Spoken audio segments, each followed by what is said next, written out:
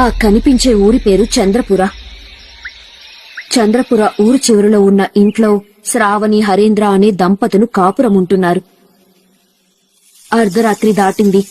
ఊరు మొత్తం నిర్మానుష్యంగా ఉంది.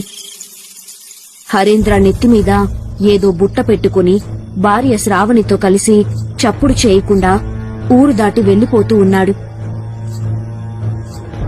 వాళ్ళ 2 సంవత్సరాల పసిబిడ్డ నిద్రలో లేచి పక్కన తల్లి లేకపోవడంతో గుక్కపెట్టి ఏడుస్తూ ఉన్నాడు. వాడి ఏడుపు బయటకు వినిపిస్తూ ఉన్నా దానిని పట్టించుకోకుండా ఊరు దాటి అడవి వైపు వెళ్లిపోయారు శ్రావణి, హరేంద్ర.